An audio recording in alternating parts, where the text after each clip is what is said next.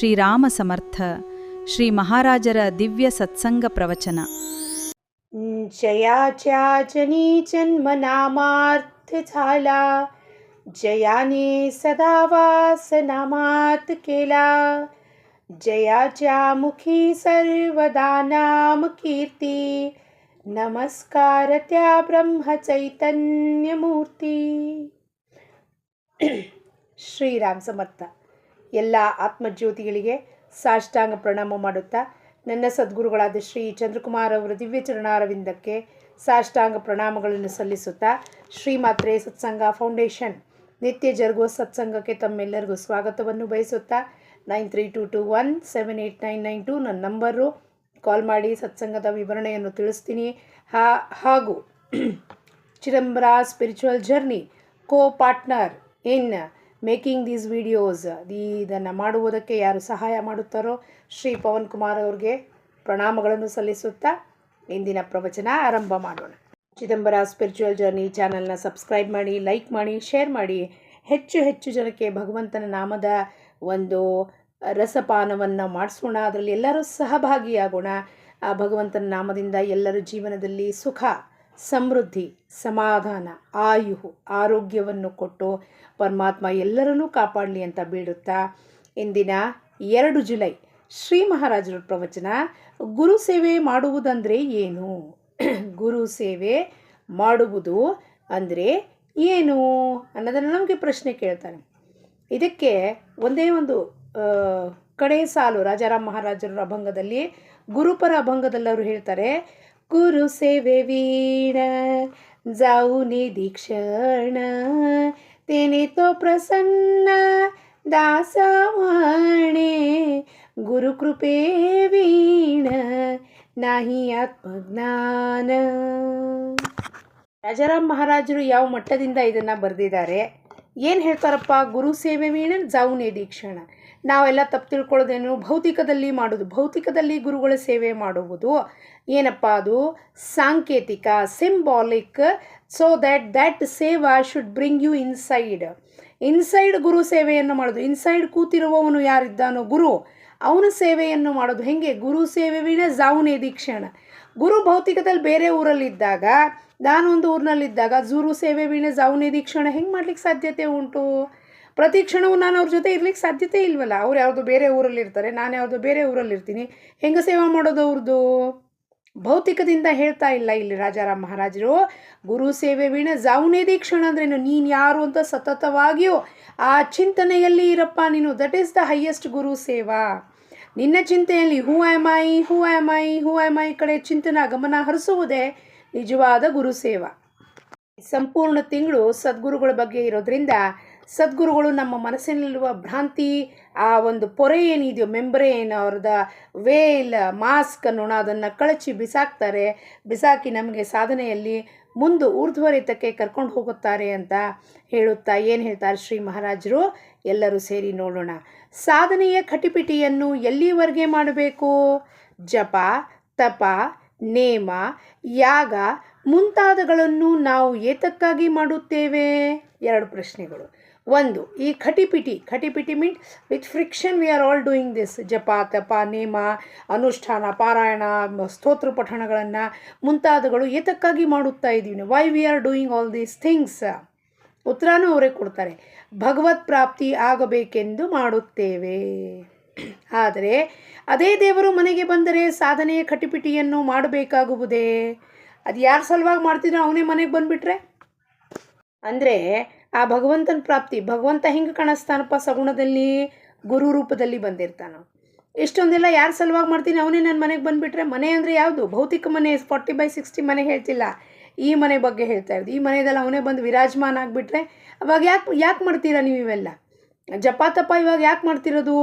ನನಗೆ ನಾನ್ಯಾರೂ ಗೊತ್ತಿಲ್ಲ, ಈ ಸಂಸಾರದ ಕಟಿಪಿಟಿ ನನಗೆ ಸಹಿಸ್ಕೊಳ್ಳಿಕ್ಕಾಗ್ತಿಲ್ಲ, ಸಂಸಾರದಲ್ಲಿ ದುಃಖ, ಬೇಜಾರು, ನೊಂದನೆ, ನಿಂದನೆ, ಮಾನ ಅಪಮಾನಗಳು ಸಹಿಸ್ಕೊಳ್ಳೋಕ್ಕಾಗ್ತಾ ಇಲ್ಲ. ಸೊ ಇದನ್ನೆಲ್ಲ ಒಂದು ಬದಿಗೆ ಸರಿಸಬೇಕು ಅಂದರೆ ಅದಕ್ಕೆ ಒಂದು ರಿಲೀಫ್ ಮೂಮೆಂಟ್ ಅಂದ್ಕೊಂಡು ನಾನು ಏನು ಮಾಡ್ತೀನಿ? ಜಪ ತಪ ಅನುಷ್ಠಾನ ಮಾಡ್ತೀನಿ. ಆದರೆ ಗುರು ಬಂದು ಏನು ಹೇಳ್ತಾನೆ? ನೀನು ಅದನ್ನು ಅದಕ್ಕೋಸ್ಕರ ಮಾಡ್ತಾ ಇಲ್ಲಮ್ಮ, ಭಗವಂತನ ಪ್ರಾಪ್ತಿಗೋಸ್ಕರ ಮಾಡುತ್ತಾ ಇದ್ದಿ. ಅದಕ್ಕೋಸ್ಕರ ಭಗವಂತನ ಪ್ರಾಪ್ತಿ ಸಲುವಾಗಿ ಇದನ್ನು ಮಾಡಿದ್ರೆ ಅವಾಗ ನೀನು ಅದನ್ನು ನಾಮಸ್ಮರಣೆ ಹೆಂಗೆ ಮಾಡ್ತೀವಿ, ಆನಂದದಿಂದ ಮಾಡ್ತೀವಿ. ಅವ್ನ ಮನೆಗೆ ಬಂದಮೇಲೆ ಕೂತ್ಕೊಂಡ್ಮೇಲೆ ನಾವು ಹೆಂಗಿರ್ತೀವಿ, ನಾವು ಆನಂದದಲ್ಲಿ. ಯಾವಾಗ ಜಪ ತಪ ಅನುಷ್ಠಾನ ಮಾಡಿದಾಗ it goes higher and higher and higher. ಅಂದರೆ ಹಾಗೆ ಮಾಡಬೇಕಾದ ಕಾರಣ ಉಳಿಯುವುದಿಲ್ಲ. ಖಟಾಪಿಟಿ ಅಲ್ಲಿವರೆಗೂ ಮಾಡ್ತೀನಿ, ಎಲ್ಲಿವರೆಗೂ ಅವ್ನು ಬಂದಿರೋದಿಲ್ಲ, ಅವ್ನು ಬಂದಮೇಲೆ ಯಾಕೆ ಖಟಾಪಿಟಿ ಮಾಡ್ತೀನಿ ನಾನು. ಇಲ್ಲದಿದ್ದರೆ ಅದರದೇ ಅಭಿಮಾನವಾಗುತ್ತದೆ, ಹಾಗೂ ಸಂಪಾದಿಸಬೇಕಾದದ್ದು ಬದಿಗೆ ಉಳಿದು ನಮಗೆ ಹಾನಿಯೇ ಆಗುತ್ತದೆ. ಸಂಪಾದಿಸಬೇಕಾಗಿದೆ ಏನಿದೆ, ಭಗವಂತನ ಪ್ರಾಪ್ತಿ, ಅದು ಬದಿಗೆ ಉಳಿದು ಬಿಡುತ್ತೆ, ಸೈಡಿಗೆ ಹೋಗಿ ನನ್ನ ಅಭಿಮಾನನೇ ಹೆಚ್ಚಿಗೆ ಆಗುತ್ತೆ. ನಾನು ಇಷ್ಟು ಜಪ ಮಾಡಿದೇರಿ, ಇಷ್ಟು ಕೋಟಿ ಜಪ ಮಾಡಿದೇರಿ, ಹಂಗೆ ಮಾಡಿಬಿಟ್ಟೇರಿ, ಹಿಂಗೆ ಮಾಡಿಬಿಟ್ಟೇರಿ, ಆ ಭಗವಂತನ ಪ್ರಾಪ್ತಿ ಲಕ್ಷ್ಯ ಡೆಸ್ಟಿನೇಷನೇ ಮರೆತುಬಿಟ್ಟು ಮಧ್ಯದ ಯಾವುದೋ ಊರಲ್ಲಿ ಸಿಕ್ಕಾಕೊಂಡಂಗೆ ಆಗೋಗುತ್ತೆ. ಅದು ನಡೆಯುವುದೆಲ್ಲವೂ ನನ್ನ ಗುರುಗಳ ಇಚ್ಛೆಯಿಂದಲೇ ನಡೆಯುತ್ತದೆ ಎಂದು ತಿಳಿದು ಅದರಲ್ಲಿಯೇ ಆನಂದವನ್ನು ಹೊಂದಿರಿ.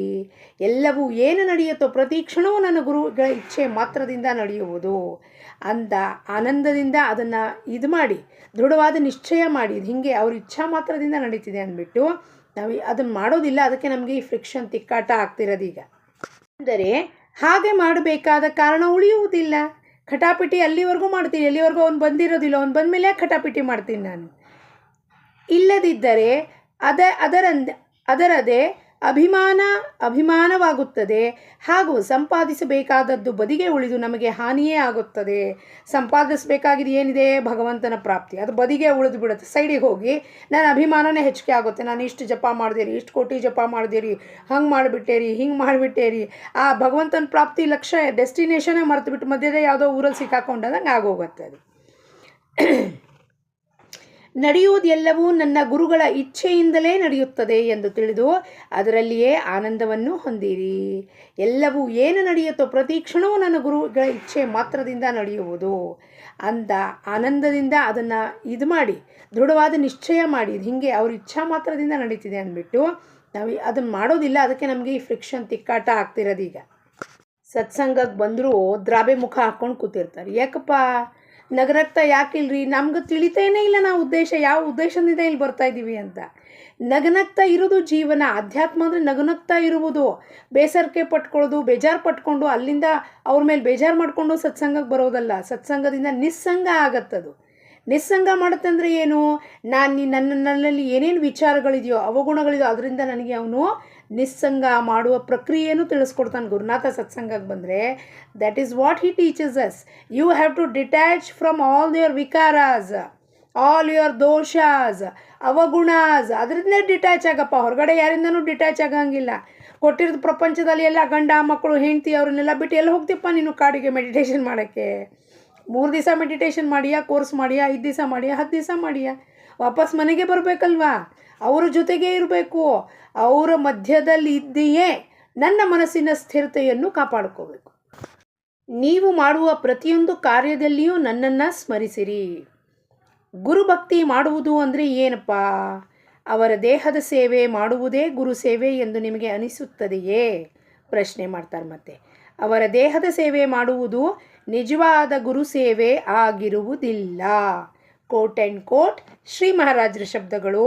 ಅವರ ದೇಹದ ಸೇವೆ ಮಾಡುವುದು ನಿಜವಾದ ಗುರು ಸೇವೆ ಆಗಿರುವುದಿಲ್ಲ.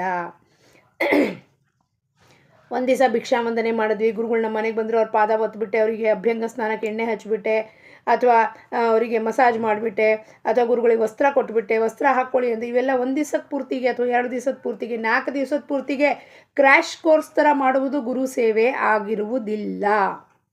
ಭೌತಿಕದಲ್ಲಿ ಎಲ್ಲಿವರೆಗೂ ನಮ್ಮ ಕಣ್ಮುಂದಿರ್ತಾರೋ ಇದನ್ನು ಮಾಡ್ಬೋದು. ಆಮೇಲೆ ಏನು ಮಾಡ್ತೀರಾ? ಆಮೇಲೆ ಎಲ್ಲಿ ಹೋಗ್ತೀರಾ? ಯಾರನ್ನು ಹುಡುಕೊಂಡು ಹೋಗ್ತೀರಾ ಸೇವೆ ಮಾಡಲಿಕ್ಕೆ? ಅದು ನಿಜವಾದ ಸೇವೆ ಆಗಿರುವುದಿಲ್ಲ. ಕೋಟ್ ಆ್ಯಂಡ್ ಕೋಟ್ ಯಾಕೆ ಹೇಳ್ತೀರ್ರಿ ಅಂದರೆ, ಕೋಟ್ ಆ್ಯಂಡ್ ಕೋಟ್ ಅಂದರೆ ಯಾವ ಶಬ್ದಗಳು ಅವ್ರು ಏನು ಹೇಳ್ತಿದ್ದಾರೋ ಅದೇ ಶಬ್ದಗಳು ಅವ್ರು ಹೇಳಿರೋದು. ಅದಕ್ಕೆ quote and quote that it is stated by commented by Maharaj himself ಅಂತ. ಇಲ್ಲಾಂದರೆ ನೀವು ನಿಮ್ಮ ಮನಸ್ಸಿಂದ ಏನಾದ್ರು ಹಚ್ಕೊಂಡು ಸೇರಿಸ್ತೀರಾ ಅಂತ ಹೇಳ್ಬೋದು. ಅದಕ್ಕೆ ಕೋಟ್ ಆ್ಯಂಡ್ ಕೋಟ್ ಹೇಳೋದು. ಏನು? ನಿಜವಾದ ಗುರು ಸೇವೆ ಆಗಿರುವುದಿಲ್ಲ. ಹಾಗಂದರೆ ಗುರು ಸೇವೆ ಅಂದರೆ ಏನಪ್ಪ? ಗುರುಗಳು ಹೇಳಿದಂತೆ ನಡೆಯುವುದೇ ಅವರ ನಿಜವಾದ ಸೇವೆ ಆಗಿರುತ್ತದೆ. ಮತ್ತು ಕೋಟ್ ಆ್ಯಂಡ್ ಕೋಟ್, ಗುರುಗಳು ಹೇಳಿದಂತೆ ಅವ್ರು ಏನನ್ನ ಹೇಳ್ತಾರೋ, ಕೂಡು ಅಂದರೆ ಕೂಡು, ಏಳು ಅಂದರೆ ಏಳು, ಮಲ್ಕೋ ಅಂದರೆ ಮಲ್ಕೋ, ಜಪ ಮಾಡು ಅಂದರೆ ಮಾಡು, ಮಾಡಬೇಡ ಅಂದರೆ ಮಾಡಬೇಡ, ಇಲ್ಲಿ ಹೋಗು ಅಂದರೆ ಹೋಗು, ಹೋಗಬೇಡ ಅಂದರೆ ಹೋಗಬೇಡ, ಅವ್ರು ಹೇಳಿದಂತೆ ನಡೆಯುವುದು. What they say you walk like that is ಅವರ ನಿಜವಾದ ಸೇವೆ ಆಗಿರುತ್ತದೆ. ನಾನೇ ಗುರುಗಳಿಗೆ 10 ಐಡಿಯಾಸ್ ಕೊಟ್ಬಿಟ್ಟು ನನ್ನ ಮನಸ್ಸಿನಂತೆ ಅವ್ರು ಮಾಡಲಿಲ್ಲ ಅಂದರೆ ಈ ಗುರು ಸರಿ ಇಲ್ಲ, ಇನ್ನೊಬ್ಬನ ಚೇಂಜ್ ಮಾಡ್ತೀನಿ, ಮತ್ತೊಬ್ಬನ ಚೇಂಜ್ ಮಾಡ್ತೀನಿ. ಅದೇನದು, ಇವೆಲ್ಲ ಒಂದು ಮಾನಸಿಕ. ಇವೆಲ್ಲ ನಾವು ಎಲ್ಲೇ ಹೋದರೂ ಕೂಡ ಮನಸ್ಸಿರೋದು ಒಂದೇ, ಗುರು ತತ್ವ ಇರೋದು ಒಂದೇ. ನೀವು ಯಾರ ಹತ್ರ ಆದರೂ ಹೋದರೆ ಮನಸ್ಸತ್ರ ಇರೋದು ಒಂದು ಬಕೆಟ್ ಲಿಸ್ಟಲ್ಲಿ ಇರೋದು ಪ್ರಶ್ನೆಗಳು 5, 10, 50, 100 ಅಷ್ಟು ಬಿಟ್ಟು ಮುಂದೆ ಯಾವುದೂ ಪ್ರಶ್ನೆ ಇರೋದಿಲ್ಲ. No new questions are there for that the mind called a ಶಿಷ್ಯ. No new things he has in his mind. Same old patterned ಕ್ವಶನ್ಸೇ ಅದು ಕೇಳ್ತಿರುತ್ತೆ. ಯಾಕೆಂದರೆ ಅದ್ರ ಮನಸ್ಸಿಗೆ ಏನಾಗಬೇಕು, ಸಮಾಧಾನ ಆಗಬೇಕು. ತನ್ನ ಮನಸ್ಸೊಳಗೆ ಆನ್ಸರ್ನ ಫಾರ್ಮ್ಯಾಟ್ ಮಾಡ್ಕೊಂಡಿರತ್ತದು. ಗುರು ಅದರಂತೆ ಮಾತಾಡಿದ್ರೆ ಅವ್ನು ಒಳ್ಳೆ ಗುರು ಆಗಿಬಿಡ್ತಾನೆ. ಆ ಗುರು ಅದರಂತೆ ಮಾತಾಡಲಿಲ್ಲ, ತದ್ವಿರುದ್ಧ ಮಾತು ಹೇಳಿದ್ರೆ ಇವನು ಸರಿ ಇಲ್ಲ, ನನಗೆ ಉತ್ತರ ಸರಿಯಾಗಿ ಕೊಡ್ತಿಲ್ಲ ಇವನು ಅಂತ. ಸಿಂಪಲ್ಲಾಗಿ ಯಾರಾದರೂ ಹೇಳಿಬಿಟ್ರೆ ನಿನ್ನ ಮನಸ್ಸು ನಿನ್ನ ಜೊತೆ ಆಟ ಆಡ್ತಿದ್ಯಪ್ಪ, ಮನಸ್ಸನ್ನು ಬಿಟ್ಟು ಹಾಕು, ಭಗವಂತನ ಹಿಡ್ಕೊಂಡೆ ಅವ್ನು ಒಪ್ಕೊಳ್ಳೋದಿಲ್ಲ. ಇವ್ರು ಸರಿ ಇಲ್ಲ, ಇವ್ರು ಏನೇನೋ ತಪ್ಪು ಹೇಳ್ಕೊಟ್ಬಿಟ್ರು. ಅಚ್ಚ ಮಾಡಿ ಪುನಃ ಅಚ್ಚ ಮಾಡಿದ್ರೆ ಅವ್ರು ಬಹಳ ಒಳ್ಳೆಯವ್ರಿರ್ತಾರೆ ಅಂತ ನಮ್ಮ ಈ ಮನಸ್ಸಿನ ಒಂದು ಆಟ ಇದು. ಈ ಮನಸ್ಸಿನ ಚಂಚಲತ್ವದ ಆಟ. ಈ ಆಟದಲ್ಲಿ ಸಿಕ್ಕಾಕೊಂಡು ಇಡೀ ಜನ್ಮಾಂತರದಲ್ಲೂ ಸಿಕ್ಕಾಕೊಳ್ತಾ ಇರುತ್ತೆ. ನಾವು ಎಲ್ಲೇ ಹೋದರೂ ಕೂಡ ಮನಸ್ಸಿರೋದು ಒಂದೇ, ಗುರು ತತ್ವ ಇರೋದು ಒಂದೇ. ನೀವು ಯಾರ ಹತ್ರ ಆದರೂ ಹೋದರೆ ಮನಸ್ಸತ್ರ ಇರೋದು ಒಂದು ಬಕೆಟ್ ಲಿಸ್ಟಲ್ಲಿ ಇರೋದು ಪ್ರಶ್ನೆಗಳು 5, 10, 50, 100 ಅಷ್ಟು ಬಿಟ್ಟು ಮುಂದೆ ಯಾವುದೂ ಪ್ರಶ್ನೆ ಇರೋದಿಲ್ಲ. No new questions are there for that the mind called a ಶಿಷ್ಯ. No new things he has in his mind. Same old patterned ಕ್ವಶನ್ಸೇ ಅದು ಕೇಳ್ತಿರುತ್ತೆ. ಯಾಕೆಂದರೆ ಅದ್ರ ಮನಸ್ಸಿಗೆ ಏನಾಗಬೇಕು, ಸಮಾಧಾನ ಆಗಬೇಕು. ತನ್ನ ಮನಸ್ಸೊಳಗೆ ಆನ್ಸರ್ನ ಫಾರ್ಮ್ಯಾಟ್ ಮಾಡ್ಕೊಂಡಿರತ್ತದು. ಗುರು ಅದರಂತೆ ಮಾತಾಡಿದ್ರೆ ಅವ್ನು ಒಳ್ಳೆ ಗುರು ಆಗಿಬಿಡ್ತಾನೆ. ಆ ಗುರು ಅದರಂತೆ ಮಾತಾಡಲಿಲ್ಲ, ತದ್ವಿರುದ್ಧ ಮಾತು ಹೇಳಿದ್ರೆ ಇವನು ಸರಿ ಇಲ್ಲ, ನನಗೆ ಉತ್ತರ ಸರಿಯಾಗಿ ಕೊಡ್ತಿಲ್ಲ ಇವನು ಅಂತ. ಸಿಂಪಲ್ಲಾಗಿ ಯಾರಾದರೂ ಹೇಳಿಬಿಟ್ರೆ ನಿನ್ನ ಮನಸ್ಸು ನಿನ್ನ ಜೊತೆ ಆಟ ಆಡ್ತಿದ್ಯಪ್ಪ, ಮನಸ್ಸನ್ನು ಬಿಟ್ಟು ಹಾಕು, ಭಗವಂತನ ಹಿಡ್ಕೊಂಡೆ ಅವ್ನು ಒಪ್ಕೊಳ್ಳೋದಿಲ್ಲ. ಇವ್ರು ಸರಿ ಇಲ್ಲ, ಇವ್ರು ಏನೇನೋ ತಪ್ಪು ಹೇಳ್ಕೊಟ್ಬಿಟ್ರು. ಅಚ್ಚ ಮಾಡಿ ಪುನಃ ಅಚ್ಚ ಮಾಡಿದ್ರೆ ಅವ್ರು ಬಹಳ ಒಳ್ಳೆಯವ್ರಿರ್ತಾರೆ ಅಂತ ನಮ್ಮ ಈ ಮನಸ್ಸಿನ ಒಂದು ಆಟ ಇದು. ಈ ಮನಸ್ಸಿನ ಚಂಚಲತ್ವದ ಆಟ. ಈ ಆಟದಲ್ಲಿ ಸಿಕ್ಕಾಕೊಂಡು ಇಡೀ ಜನ್ಮಾಂತರದಲ್ಲೂ ಸಿಕ್ಕಾಕೊಳ್ತಾ ಇರುತ್ತೆ. ನನ್ನ ಹತ್ತಿರ ಬಂದವರು ಕೆಲವರು ಮಕ್ಕಳನ್ನು ಕೇಳುತ್ತಾರೆ, ಕೆಲವರು ಸಂಪತ್ತನ್ನು ಕೇಳುತ್ತಾರೆ, ಕೆಲವರು ರೋಗ ನಿವಾರಣೆ ಆಗಬೇಕೆಂದು ಕೇಳುತ್ತಾರೆ. ಅಂದಮೇಲೆ ನೀವು ನನ್ನ ಸೇವೆ ಮಾಡಲು ಬರುತ್ತೀರೋ ಅಥವಾ ನಾನೇ ನಿಮ್ಮ ಸೇವೆ ಮಾಡಬೇಕೆಂದು ಬರುತ್ತೀರೋ? ನೋಡಿ, ನಾವು ಮಾಡೋದಿಲ್ಲ, ಇದೇ ಹರ್ಕತ್ತು ತಾನೆ. ನಾವು ಗುರುಗಳ ಹತ್ರ ಹೋಗಿ ಅವ್ರು ಸೇವೆ ಮಾಡ್ತೀವಿ ಅಂತ ಸುಳ್ಳು ಹೋಗಿರ್ತೀವಿ. ಆ ಸೇವೆ ಮಾಡೋದು ಅಚ್ಚ ಸೇವೆ ಮಾಡೋದ್ರಲ್ಲಿ ಸಣ್ಣದಾಗ ಒಂದು ಪಿಲ್ಲು ಬಿಟ್ಟಿರ್ತೀವಿ ಅವ್ರಿಗೇನೋ, ಗುರುಗಳೇ ನೋಡಿ ನನಗೊಂದು ಹಿಂಗೊಂದು ಕೆಲಸ ಇದೆ ಮಾಡಿಕೊಡ್ತೀರಾ, ಹಿಂಗಾಗಿದೆ ರೀ ಗುರುಗಳೇ, ಏನು ಮಾಡಲಿ ರೀ, ಸಿತ್ತಿ ಬಳಸಿ ಮಾತಾಡಿ ಕಡೆಗೆ ನಮ್ಮ ಒಂದು ಏನಿದೆ ತೊಂದರೆ ತಾಪತ್ರಯಗಳನ್ನ ಸಾಲ್ವ್ ಮಾಡಲಿಕ್ಕೆ ಮಾತ್ರ ನಾವು ಹೋಗೋದು. ಗುರು ಸೇವೆ ಮಾಡಲಿಕ್ಕೆ ನಿಜವಾಗಿಯೂ ಯಾರೂ ಹೋಗುವುದಿಲ್ಲ.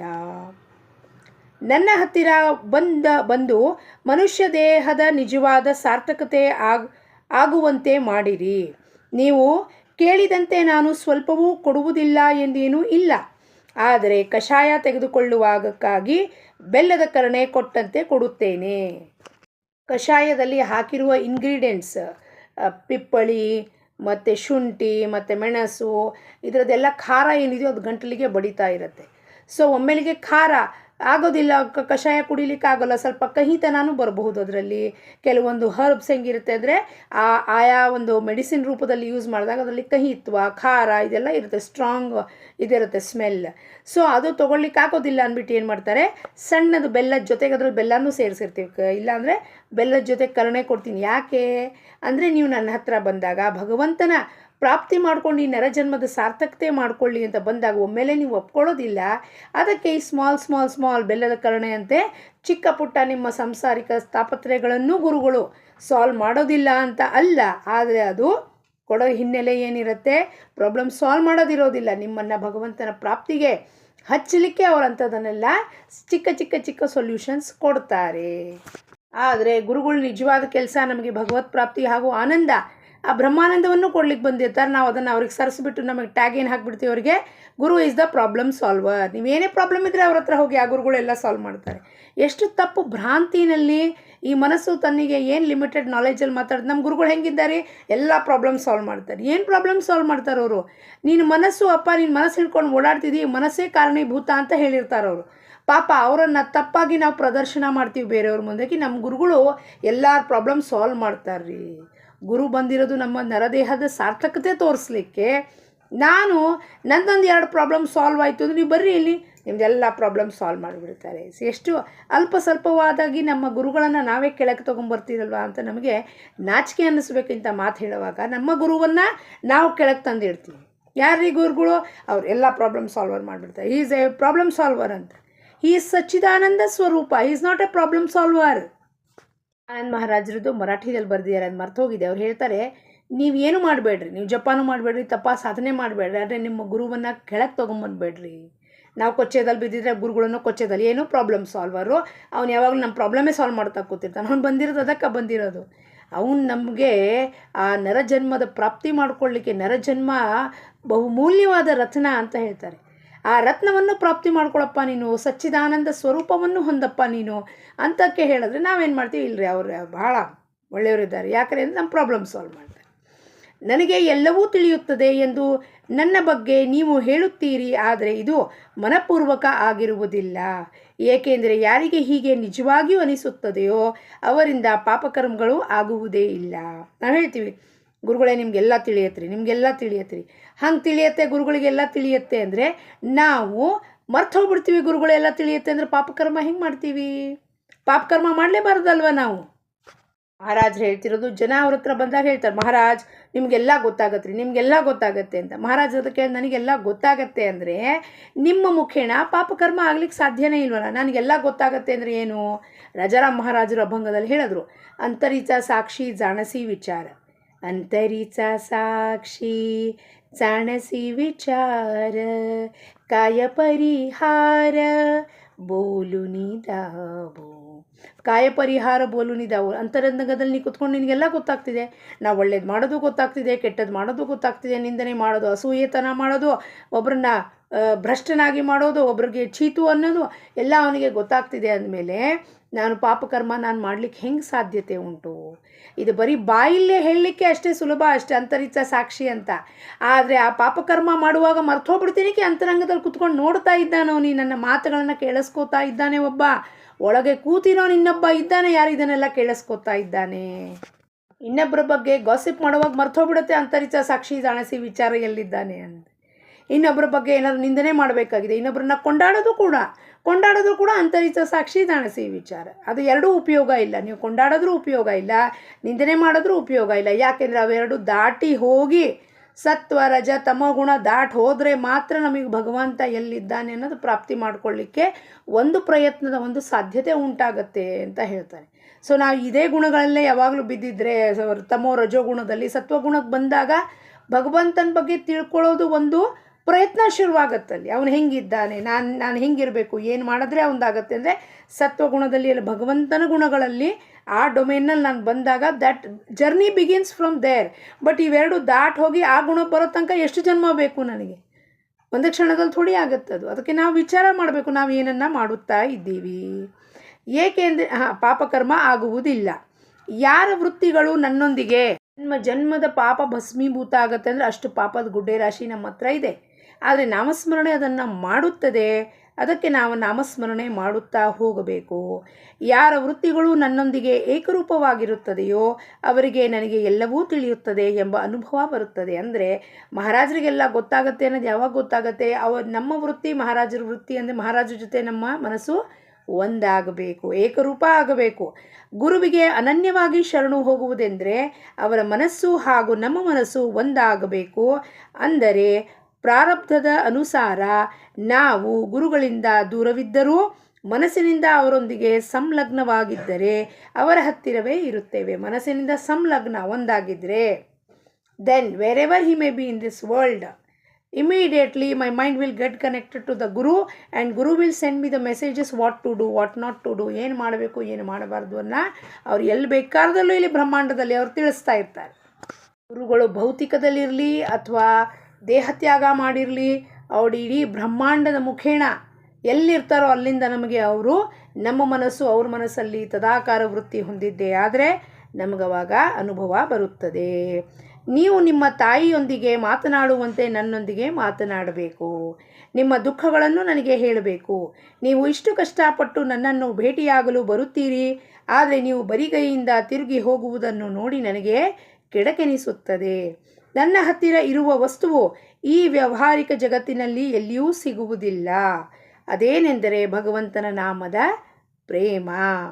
ಸಂಪೂರ್ಣ ಪ್ರಪಂಚದಲ್ಲಿ ನಿಜವಾದ ವಿಶ್ರಾಂತಿಯು ನಾಮಸ್ಮರಣೆಯಲ್ಲಿಯೇ ಇರುತ್ತದೆ. ನೀವು ಎಲ್ಲಿಂದ ಎಲ್ಲಿಗಾದರೂ ಹೋಗ್ರಿ, ಫ್ರಮ್ ಬೆಂಗಳೂರು ಟು ಟಿಂಬಕ್ಟು ಅಂಟಾರ್ಟಿಕಾಗೆ ಹೋದರೂ ಕೂಡ ನಾಮಸ್ಮರಣೆ ಏನಿದೆಯೋ, ಏನು ಸಮಾಧಾನ ನನಗೆ ಕೊಡುತ್ತೋ ಆ ಸಮಾಧಾನ ಎಲ್ಲೂ ಯಾವ ವಸ್ತುವಿನಲ್ಲಿ, ಜಗತ್ತಿನ ವಸ್ತುವಿನಲ್ಲಿ ಸಿಗುವುದಿಲ್ಲ.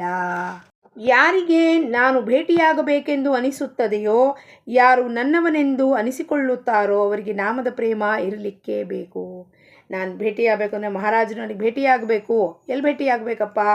ಒಳಗೆ ಅಂತರಂಗದಲ್ಲಿ ಅವರು ಭೇಟಿಯಾಗಬೇಕು, ಅವರು ದರ್ಶನ ಆಗಬೇಕು, ಅವರು ಮಹಾರಾಜರು ನನ್ನನ್ನು ಒಪ್ಕೋಬೇಕು ಅಂತಂದರೆ ನಮಗೆ ನಾಮದ ಪ್ರೇಮ ಇರಲಿಕ್ಕೆ ಬೇಕು. Definitely we should have that prema. ಆ ಪ್ರೇಮ ಇದು ಒಂದೇ ಜನ್ಮದಲ್ಲಿ ಬಂದಿರುತ್ತೇನ್ರಿ? ಇಲ್ಲ. ಆ ಜನ್ಮಾಂತರದಲ್ಲಿ ಏನು ಸಾಧನೆಯನ್ನು ಮಾಡ್ಕೊಂಬಂದಿದ್ದೀವಿ. ಹೇಗೆ ಪ್ರಹ್ಲಾದ, ಅಂಗದ, ಉದ್ಧವ, ನಾಮದೇವ, ತುಕಾರಾಮ, ರಾಜಾರಾಮ, ಎಷ್ಟೊಂದು ಜನ್ಮಾಂತರದಲ್ಲೂ ಅವನಿದೆ ಭಗವಂತನ ಪ್ರೇಮ ಪ್ರೇಮ ಪ್ರೇಮ ಪ್ರೇಮ ಪ್ರೇಮ ಪ್ರೇಮ ಮಾಡ್ಕೊಂಡು ಬಂದಿದ್ದಕ್ಕೆ ಎಲ್ಲ ಜನ್ಮಗಳಲ್ಲೂ ಬರ್ತಾ ಹೋದ. ಭಗವಂತ ಯಾವ್ಯಾವ ಜನ್ಮದಲ್ಲಿ ಯಾವ್ಯಾವ ಅವತಾರ ತೊಗೊಳ್ತಾನೋ ಆಯಾ ಜನ್ಮದಲ್ಲಿ ಅವ್ರವ್ರ ಜೊತೆ ಸೇರ್ತಿರ್ತಾರೆ. ಯಾಕೆ ಅವ್ರವ್ರು ಭಗವಂತನ ಬಿಟ್ಟಿರ್ಲಿಕ್ಕಾಗಲ್ಲ.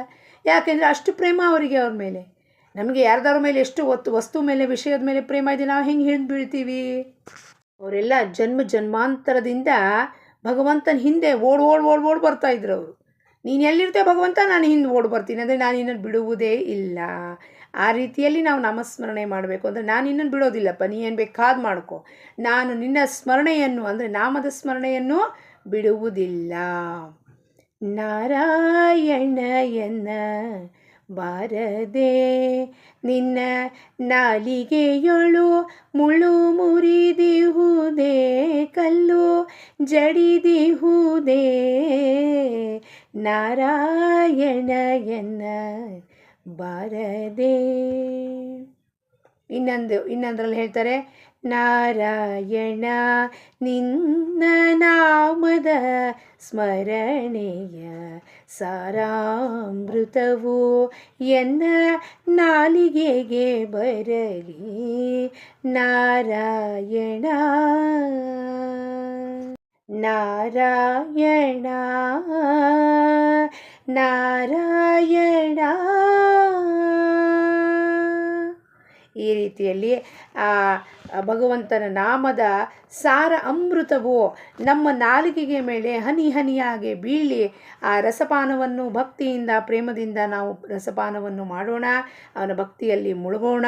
ಅವನ ಮೇಲೆ ಪ್ರೇಮ, ಆ ನಾಮದ ಸ್ಮರಣೆ ಸತತವಾಗಿಯೂ ಮಾಡುತ್ತಾ ಅವನ ಮೇಲೆ ಪ್ರೇಮ ಮಾಡೋಣ ಅಂತ ಹೇಳುತ್ತಾ ಇಂದಿನ ಬೋಧವಚನ, ನಾಮದ ಮೇಲೆ ಪ್ರೇಮ ಮಾಡುವುದೆಂದರೆ ನನ್ನ ಮೇಲೆ ಪ್ರೇಮ ಮಾಡುವುದು. ನಾವು ನಾಮವನ್ನು ಪ್ರೇಮ ಮಾಡ್ತಿದ್ರೆ ಡೈರೆಕ್ಟ್ಲಿ ಮಹಾರಾಜರನ್ನ ಪ್ರೇಮ ಮಾಡ್ದಂಗೆ ಆಗತ್ತದು. ಮಹಾರಾಜರನ್ನ ಸಪ್ರೇಟಾಗಿ ಪ್ರೇಮ ಮಾಡಬೇಕೇನ್ರಿ? ಇಲ್ಲ. ಯಾವ ನಾಮ ತಗೊಳ್ತಿದ್ದಾವೋ ಆ ನಾಮದಲ್ಲೇ ಸಾಕ್ಷಾತ್ ಮಹಾರಾಜರು ಇದ್ದಾರೆ ಅಂದಮೇಲೆ ನಾಮದ ಪ್ರೇಮದಿಂದ ಅದು ಮಹಾರಾಜರಿಗೆ ಮುಟ್ಟುತ್ತದೆ ಅಂತ ಹೇಳುತ್ತಾ, ಜಾನಕಿ ಜೀವನ ಸ್ಮರಣೆ. ಜೈ ಜೈ ರಾಮ್. ಲೋಕಾಹ ಸಮಸ್ತಾಹ ಸುಖಿನೋ ಭವಂತು.